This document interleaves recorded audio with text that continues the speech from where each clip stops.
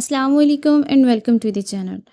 दोस्तों देखिए, स्क्रीन पर कुछ सेंटेंसेस आपको दिख रहे होंगे, जैसे मुझे पैसों की ज़रूरत है, मुझे जाने की ज़रूरत है, आपको आराम करने की ज़रूरत है, हमें अंग्रेज़ी बोलने की ज़रूरत है, मुझे सोचने की ज़रूरत है। इन सभी सेंटेंसेस के लास्ट में ज़रूरत है का लफ्ज़ आ रहा है। तो इस तरह के जो भी सेंटेंसेस होंगे या जितने भी सेंटेंसेस हैं, इनको बनाने के लिए या फिर इंग्लिश में इनकी ट्रांसलेशन करने के लिए हम लोग नीड या फिर नीड टू का वर्ड यूज़ करते हैं। नीड और नीड टू दोनों का मीनिंग एक ही होता है, दोनों का ही मानी होता है ज़रूरत है। तो इनके अगर मानी सेम है तो फिर इनमें डिफरेंस कहाँ है? क्योंकि बहुत से स्टूडेंट्स जो है वो कंफ्यूज हो जाते हैं कि नीड लगाएं या फिर नीड टू। तो सही से इनके दरमियान फ़र्क मालूम होना बहुत ज़रूरी है, इनके डिफरेंस का जानना बहुत ज़रूरी है ताकि आप सही से सेंटेंसेस बना सकें। तो देखिए, नीड का मानी या मतलब होता है किसी भी चीज़ की ज़रूरत होना। यानी जब हम कहते हैं ना कि मुझे फ़लाँ चीज़ की ज़रूरत है या मुझे वो वाली चीज़ चाहिए या मुझे उस चीज़ की ज़रूरत है, यानी हम किसी चीज़ की ज़रूरत के बारे में जब बात करते हैं तो वहाँ हम लोग नीड का वर्ड इस्तेमाल करते हैं। और जबकि नीड टू का यूज़ हम लोग उस वक्त करते हैं जब हमें किसी काम को करने की ज़रूरत होती है। जैसे हम कहते हैं कि मुझे जाने की ज़रूरत है, मुझे सोने की ज़रूरत है, मुझे खाने की ज़रूरत है, मुझे खाना खाने की ज़रूरत है, मुझे पानी पीने की ज़रूरत है। तो यहाँ पर जब हमें किसी काम को करने की ज़रूरत होगी तो वहाँ पर हम लोग नीड टू का इस्तेमाल करते हैं।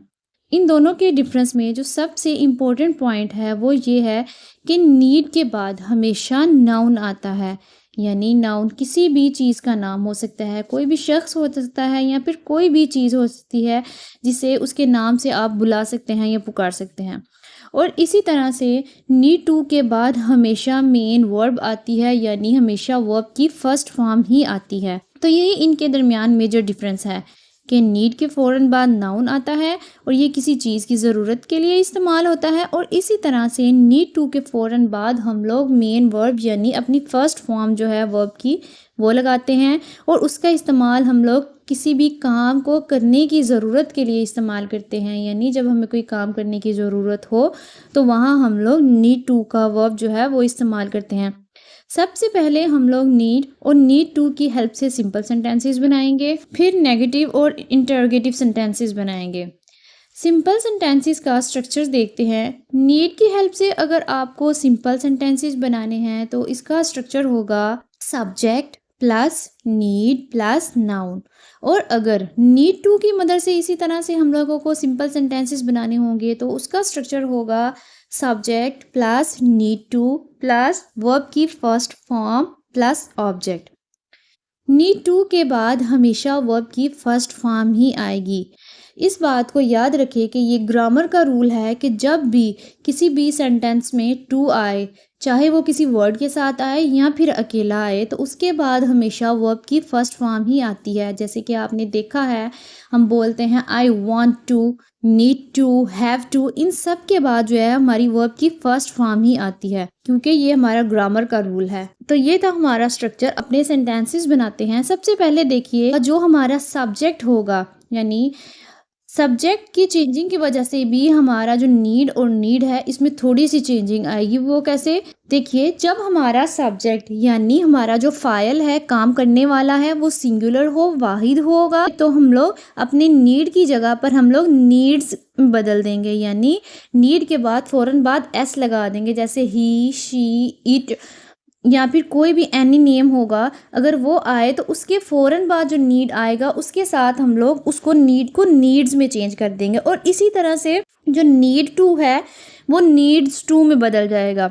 और इसी तरह अगर हमारा सब्जेक्ट यानी हमारा फाइल जो है वो प्लूरल हो, यानी जमा हो, जैसे आई, वी, यू, दे हो, तो वहाँ हम लोग नीड को नीड ही रहेगा और जो नीड टू है वो भी नीड टू ही रहेगा। तो चलिए एग्जाम्पल से प्रैक्टिस करते हैं। जैसे मुझे किताब की ज़रूरत है। अब आप इस सेंटेंस में कोई देख सकते हैं कि कोई काम नहीं हो रहा, बल्कि चीज़ की ज़रूरत जो है वो बताई जा रही है। तो यहाँ हम लोग क्या यूज़ करेंगे? नीड। तो ये सेंटेंस की इंग्लिश होगी आई नीड अ बुक। और अगर हम लोग इसी सेंटेंस को इस तरह बोलें कि मुझे किताब पढ़ने की ज़रूरत है, तो यहाँ पर अब पढ़ना जो है वो क्या है, वो एक काम है। तो उसको जब काम की ज़रूरत होगी तो वहाँ हम लोग क्या करेंगे, वहाँ पर हम लोग नीड टू लगाएंगे। I need to read the book. अब हमारा सब्जेक्ट जो है आई, वो प्लूरल है, तो उसके साथ हमने नीड लगाया। अगर यहाँ पर ही होता कि हम कहते कि उसे किताब पढ़ने की ज़रूरत है, तो हम यहाँ पर करते he needs to read the book. तो आपने देखा कि जब चीज़ की ज़रूरत की बात हुई तो हमने नीड, और इसी तरह जब कोई काम को करने की ज़रूरत की बात हुई तो वहाँ हमने नीड टू का यूज़ किया।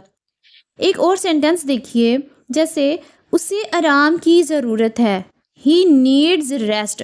अब यहाँ पर आराम जो है वो एक कंडीशन के बारे को शो किया गया है, यहाँ पर हमने सिर्फ नीड का इस्तेमाल किया, तो ये सेंटेंस होगा ही नीड्स रेस्ट। और अगर इसी सेंटेंस को इस तरह बनाएं, उसे आराम करने की ज़रूरत है, तो ये सेंटेंस होगा he needs to take rest. अब यहाँ पर काम को जो है आराम को करने के बारे में कहा गया है, तो करना जो है वो क्या है, वो एक काम है, तो उसके लिए हम लोगों ने क्या इस्तेमाल किया, needs. He needs to take rest. अब यहाँ पर हमारा जो सब्जेक्ट है वो सिंगुलर था ही, तो हमने नीड्स के साथ क्या किया, एस का इजाफा करके उसे नीड्स में चेंज कर दिया, he needs to take rest. मज़ीद सेंटेंसेस देखिए, मुझे पैसों की ज़रूरत है, आई नीड मनी। मुझे आपकी ज़रूरत है, आई नीड यू। हमें सब्र की ज़रूरत है, वी नीड पेशेंस। मुझे घर की ज़रूरत है, आई नीड अ हाउस। आपने देखा कि इन सारे सेंटेंसेस में कोई काम नहीं हो रहा, बल्कि किसी चीज़ के बारे में बात हो रही है, तो हमने वहाँ पर क्या किया, नीड का इस्तेमाल किया। अब हम नीड टू के सेंटेंसेस को देखते हैं, जैसे मुझे जाने की ज़रूरत है। अब जाना जो है ये क्या है, ये एक काम है, काम को करने की ज़रूरत महसूस हो रही है, तो वहाँ हम लोग क्या करेंगे, नीड टू का यूज़ करेंगे। जैसे आई नीड टू गो, हमें पानी पीने की ज़रूरत है, we need to drink water. पानी पीना जो है वो क्या है, एक काम है, पीना क्या है, काम है, तो काम के साथ हमने क्या किया, नीड टू का इस्तेमाल किया। तो ये हमारा सेंटेंस हुआ, we need to drink water. उसे नया मोबाइल खरीदने की ज़रूरत है, he needs to buy a new mobile. मुझे सोने की ज़रूरत है, आई नीड टू स्लीप। तो ये थे हमारे सिंपल सेंटेंसेस। अब हम लोग इन सेंटेंसेस को नेगेटिव और इंटेरोगेटिव सेंटेंसेस में बनाते हैं। देखिए, अगर आपको नीड और नीड टू की हेल्प से नेगेटिव सेंटेंसेस बनाने हैं, तो इसका स्ट्रक्चर होगा subject plus do does not plus need plus noun. हमारा सारा स्ट्रक्चर वैसा का वैसा ही रहेगा, बस हम लोग इसमें अपने हेल्पिंग वर्ब का इजाफा करेंगे, जो कि हमारा होगा डू और डज। ये सारे सेंटेंसेस जो हैं ये प्रेजेंट इंडेफिनेट के सेंटेंसेस हैं, और प्रेजेंट इंडेफिनेट में हमेशा डू और डज जो है वो एज अ हेल्पिंग वर्ब के यूज़ होता है। दूसरा स्ट्रक्चर है हमारा नीड्स टू का, subject plus do does not plus need to plus verb की first form plus object. Structure दोनों का सेम ही है, बस इसमें डू और डज का जो है वो एक्स्ट्रा इजाफा किया गया है, ये डू डज नॉट या फिर डज का। जैसे इसमें भी सब्जेक्ट के लिए वही रूल फॉलो होगा जो हमने पहले देखा, जो हमने सिंपल सेंटेंसेस बनाते वक्त रूल फॉलो किया था। एग्जाम्पल्स देखिए, मुझे पैसों की ज़रूरत नहीं है। तो इस सेंटेंस को देखकर ही पता चल रहा है कि इसमें किसी चीज़ की ज़रूरत की बात है, तो यहाँ पर हम लोग नीड का इस्तेमाल करेंगे। तो ये सेंटेंस होगा, आई डू नॉट नीड मनी। मुझे वहाँ जाने की ज़रूरत नहीं है। तो इस सेंटेंस में क्या है, काम को करने की बात की गई थी, तो यहाँ पर हम लोग क्या यूज़ करेंगे, need to. I do not need to go there. I जो है ये हमारा प्लूरल सब्जेक्ट है, तो इसके साथ हम लोग डू लिखेंगे, और अगर हमारा सिंगुलर सब्जेक्ट होता तो उसके साथ हम लोग डज का इजाफा करते। उसे खाने की ज़रूरत नहीं है, ही डज नॉट नीड फूड। अब यहाँ पर खाना जो है वो एक नाउन है, यानी खाने के बारे में बात हो रही है कि उसे खाने की ज़रूरत नहीं है, तो यहाँ पर हम क्या कहेंगे, ही डज नॉट नीड फूड।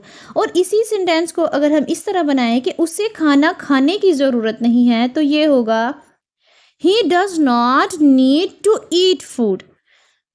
इसी तरह अगर इंटेरोगेटिव सेंटेंसेस बनाना हो तो हम सिंपली अपने जो हेल्पिंग वर्ब हैं उनको शुरू में ले आएंगे। जैसे सेंटेंसेस को देखिए, क्या मुझे पैसों की ज़रूरत है, तो इसमें हमने अपना हेल्पिंग वर्ब जो है वो डू यूज़ किया था, तो अब हम क्या करेंगे, डू को शुरू में ले आएंगे।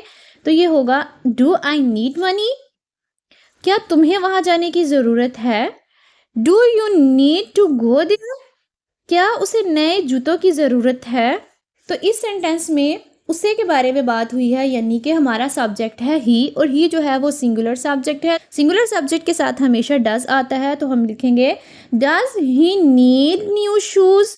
तो ये था हमारा आज का लेसन। अगर आपको वीडियो पसंद आई हो तो लाइक ज़रूर करिएगा और अपने दोस्तों के साथ भी शेयर करें। इंशाल्लाह मिलते हैं नेक्स्ट वीडियो में, तब तक के लिए keep learning and keep practising. Thank you.